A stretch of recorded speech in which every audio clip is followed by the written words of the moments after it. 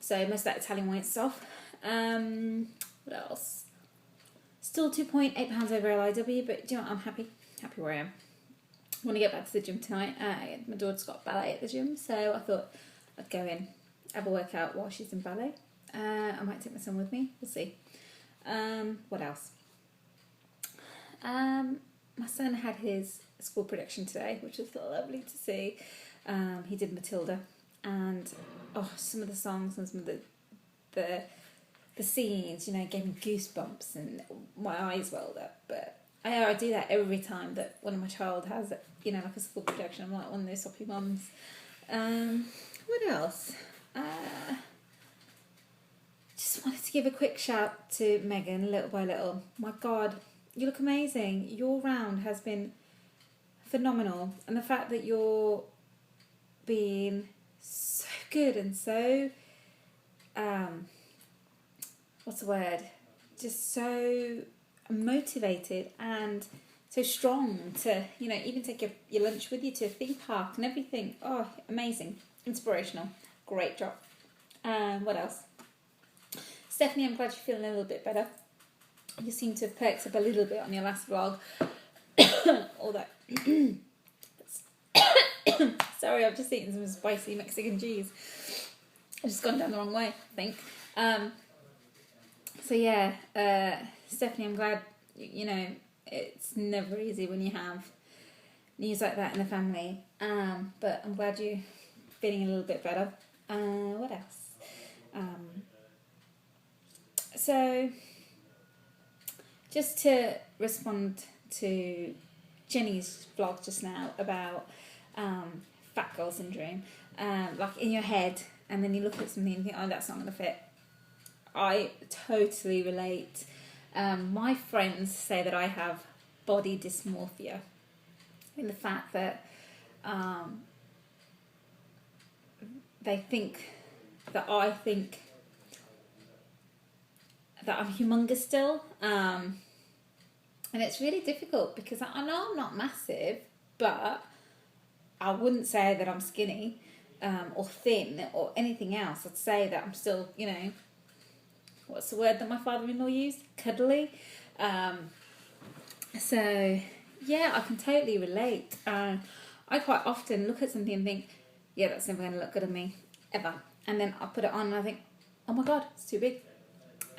So yeah, I can totally relate, and I think it's, you know, it goes back to this whole HCG experience. So for me, you know, I know I said I was going to do one about the good, bad and ugly, but, you know, I might just sort of flag onto it now. But, I mean, one of the things when I got to goal back in 2010 was that you lose weight and inches so quickly.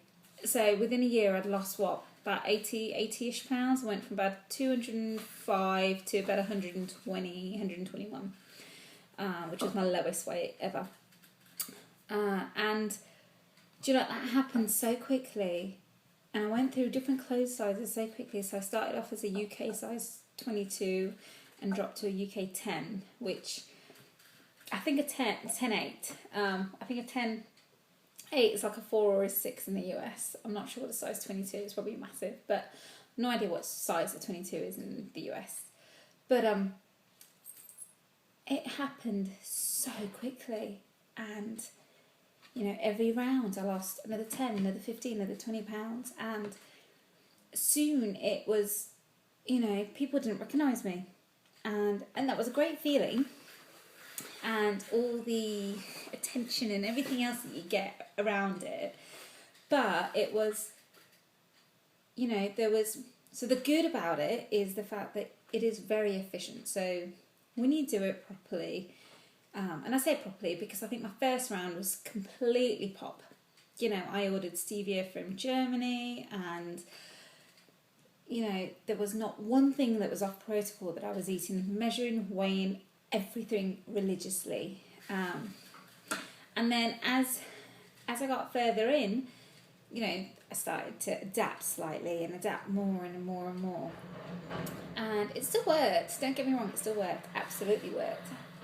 And by far, I'd say my last round was probably the most successful round since my first round, because I completely adapted it. So one of the things that I thought was great about HCG was the fact that it is so efficient, it works, but it'll only take you to a certain point. So I remember my last 5-10 pounds, well, that was a struggle, very big struggle. And one of the things that kind of got me, you know, because I think I got to about 125 and I stopped. And at that point, my son got a bad side effect of chickenpox. He got cerebellar ataxia, swelling in the back of the brain. It's very, very rare, very rare. And I think in the US you have chickenpox vaccinations, where we don't in the UK. We have measles, but not chickenpox. So he had that, and you know, and he was only 6, and the stress of that, I think, helped me get down to the 122, which, you know, I wouldn't wish that upon anyone. But that's what happened with me, and I maintained that 120 until I think I had my family holiday in Mexico, so that it was all good. And then slowly it crept up, but that's a different story. But, you know, it is a challenge, and it's hard to keep that focus and dedication, but it does work. So if you're willing, it's definitely a tool to be used. It's very efficient, and what it does, it makes you, and this is probably one of the bad points, it makes you impatient. So when you try and lose it on your own, losing £1 a week, who wants to do that when you can do £3 or £4 a week, or lose, you know, £15 in a month? When, you know, why would you want to spend 15 weeks doing it? So you get this weird mindset about not being patient anymore, and you want it, you know, because it works, and it works well. And, you know, back then I thought, I'm never ever going to do it again. And then, you know, I was, quite a few of us, you know, years later you come back and you do it again. The other thing that I found that was very difficult for me is that I, before HCG, never looked at what I ate. I just ate. Didn't look at what it was made up of, whether it was carbs, whether it was sugar, fat, anything. Didn't count calories.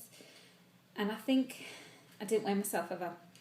And I think this protocol makes you a bit obsessive about things like that. Makes you probably track more calories. It makes you weigh every day.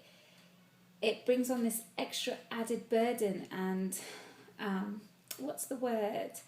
Where you become quite almost anal about weighing yourself every day, taking your scales on holiday. I mean, I took my scales to Madrid, and my friends were just like, "What are you doing, you mad woman?" Even though I only weighed myself twice out of the 3 days I was there, but it just, I don't know. It was difficult to understand. I mean, this is my life now going forward. I do weigh. I do need to weigh, because I spent probably about a year or so not weighing, and I didn't feel like I was gaining weight. My clothes fit fine until a certain point. And I think I got to about 6 or 7 months, and you know, I'd put on like £10. Didn't realise that I'd done it, because everything else fit fine. I felt fine. I looked fine. Everything fit, and then all of a sudden it didn't, and then realised I'd gained £10. So I have to be mindful.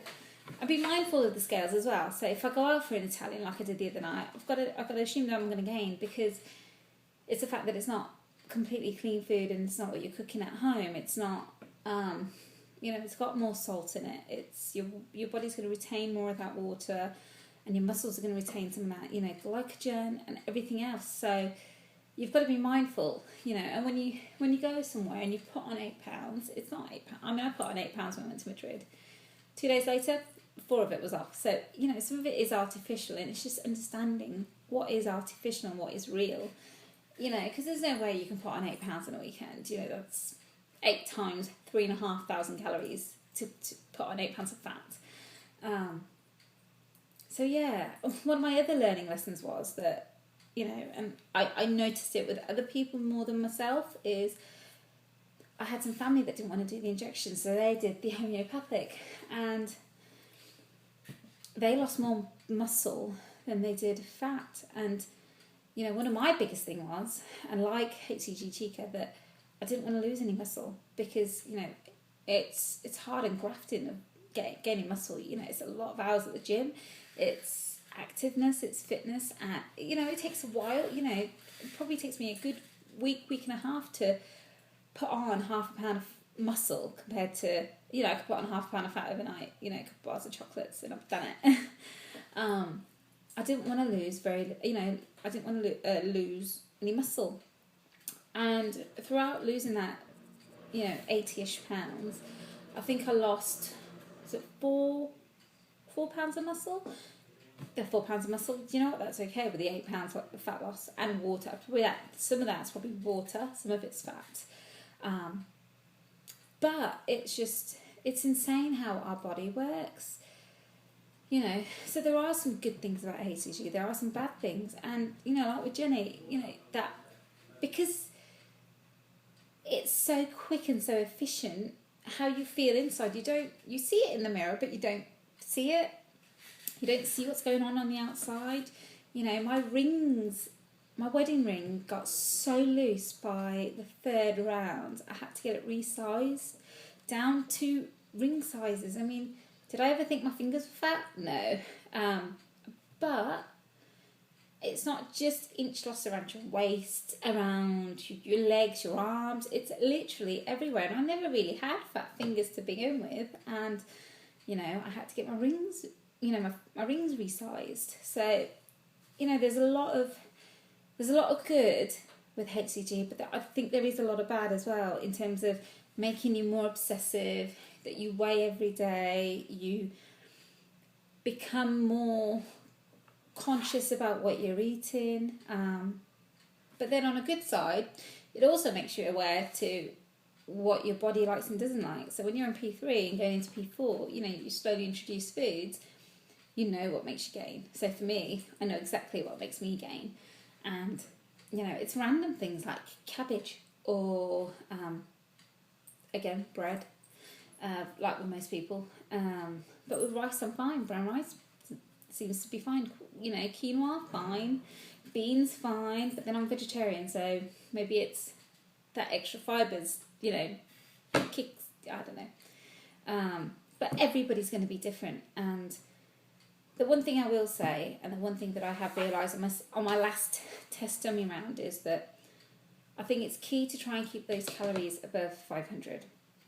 So I think eating less than that, I think you are putting your body at risk.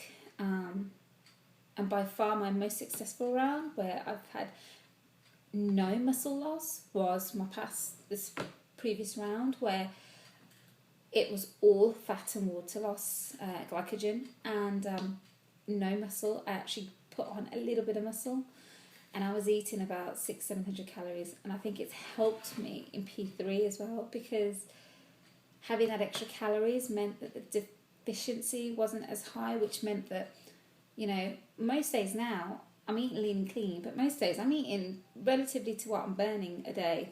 Slightly less because I'm just trying to get back down to LIW, but relatively. Because that was my biggest thing when I first got to goal, is that if I ate over 1,000-1,200 calories, I was putting on weight. Technically I should be losing, not putting on. But because your body gets used to it, it slows your metabolism down. I think it's just that there's a fine line, and everybody's going to be different. But for me, definitely, if I do the protocol in the future, it's always going to be to have that slight increase in calories. Definitely, because I did a slight mock round in March, as it was, you know, it was all my experiments really, and I did, what did I do? I was probably eating about 300-400 calories a day, going to the gym, because I was doing that before, so my body was used to it. My weight loss was amazing. Maintenance was rubbish because I was past starvation. I ended up losing a bit of muscle, as well as quite a bit of fat, but quite a bit of muscle as well. And in terms of weight loss, it was my best round ever. But in terms of maintenance and going forward, it was crashed my metabolism. So, and it's things that you learn as you go on, and the more rounds and the more things that you do. And I've become very experimental lately. And I think Colin Watson's kind of inspired me to become a little bit more experimental with some of this stuff, because you know, the way he's adapted the protocol is by experimenting. And everybody's different as well, so you just got to keep that in mind. What else? Yeah, I just think that, you know, it's like I've been trying to convince my dad at the minute. So my dad, again, back in 2010, 2011 actually, he started, and he's a fairly big guy, and from January till June time, he lost 50 pounds, and his diabetes got pretty much non-existent. His asthma disappeared. He was able to walk around without getting out of breath. It was amazing. But then he put the weight back on, unfortunately, quite quickly. And at the minute, I'm trying to convince him to try it again, because it's about his life going, you know. And the way I explained it to him, because he's kind of the attitude where, you know, you live one life, you may as well enjoy it. And no, I totally agree. You live one life, you may as well enjoy it. But if it meant that I can have my dad, and this is probably selfish, if I can have my dad for an extra 20 years, if it meant that he didn't have that fruit nut chocolate bar or that Indian dessert or whatever it was, if it meant that he had to cut down on that to live another 20 years and those 20 years be completely healthy, why would you not? You know? And when I explained it to him that way, he was a bit like, yeah, you're right. You know, because I don't want my mum or me or anybody else to spend the next 5 years kind of enjoying ourselves, but he's sitting around because he can't walk, to then us going away on holiday and showing him pictures, look, this is where you could have come with us, but you can't walk because you've got too much weight on you. And that's where he's at. He's, you know, he struggles to walk, you know, and he's not that old, he's only 62. But it's just, you know, but then when he was 50 pounds lighter, he was amazing, you know. Mexico, he walked everywhere with me. We went swimming every day, it was great. So we've got another Mexico trip coming up in August, and, you know, I want him to be able to enjoy some of that and not be out of breath. So yeah, I don't know. I think I've rambled enough now. It's like 17 minutes long. It's probably my longest vlog now. So yeah, I suppose they're my good, bad and ugly of HCGs, to be honest. It was a bit of a whistle-stop tour, but I just think that, you know, I'm at the place now where every pound isn't important. I'm enjoying my life. I'm in maintenance. I'm in my healthy BMI. I'm quite happy. Everything fits. I'm healthy. I do a lot of exercise anyway. And, you know, hopefully I'll see the 120s again. But as long as it's by Christmas, you know, I'm not in a, you know, I'm comfortable. I think that's the word, that I'm comfortable. Comfortable in my skin. And it's probably a good place to be, I think. Where you strike the balance between completely, you know, and I'm never going to live a carb-free life because of the diet that I have, the traditions that my parents have, even to my in-laws, to be honest. I mean, they're very English, very, you know, meat, 2 veg, one of those veg being potato, the other one being something else that's carby, but like sweet corn or something. But they are, you know, both sides are quite, it's the way it is. And yeah, so I think that is where it is. And I have rambled for almost 20 minutes now, so I am going to shut up now. And I hope you guys have a lovely weekend. And I will try and check in again soon. Bye.